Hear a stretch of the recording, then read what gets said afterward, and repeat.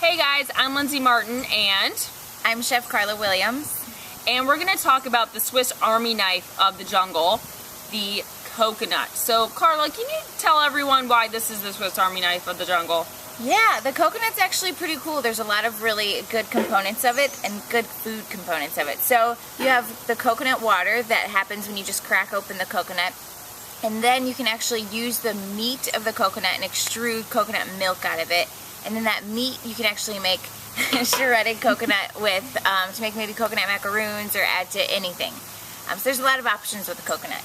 Awesome.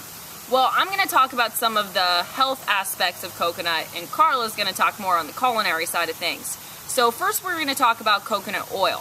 So there's been a lot of media attention, a lot of research that's been focused more on coconut oil. Coconut oil, again, is coming from the meat of the coconut. So what you've got there is a lot of fat, a lot of dietary fat, more specifically the saturated fat. So that's something I really kind of want to hit home on, is it's still a saturated fat, which has been linked to heart disease. However, they're finding that coconut, the saturated fat that's in coconut, is a medium chain triglyceride versus a longer chain. The medium chain triglyceride foods, especially coconut oil, is actually readily absorbed in our digestive system. So it's easier for us to absorb and use for energy compared to the saturated fat that you might find in what's called butter. The Harvard School of Public Health actually is kind of thinking of coconut oil a little bit better than butter, but still thinking of your olive oil as the best way to go as far as your cooking oils.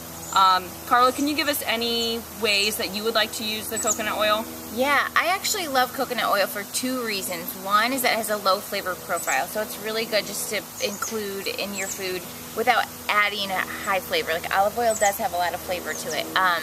Also, another thing is it has a high smoke point, so if you sear chicken breast with it, it won't smoke and smell up your kitchen. So those are my two favorite things about it. Awesome.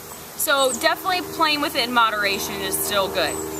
Next, we're going to talk about coconut milk. So, coconut milk is expressed or expelled out of the meat of the coconut.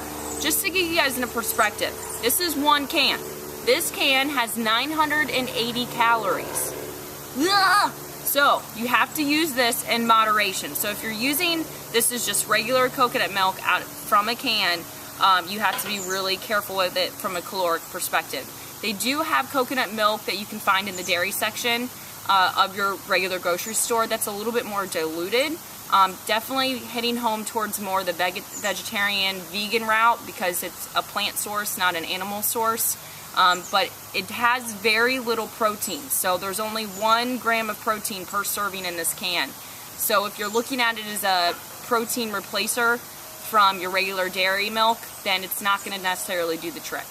Any tips on using coconut milk? For sure. If you see our recipe for the coconut rice, you're going to notice that we actually love that coconut flavor and incorporate it. However, we use half coconut milk and half water, and then to kind of give it extra coconut flavor, we add coconut flakes and coconut extract. So instead of using all of the calories in the coconut milk, spread those calories out with water to make the rice. Awesome. And that recipe is actually really good, easy to make, done it at home. It's pretty awesome.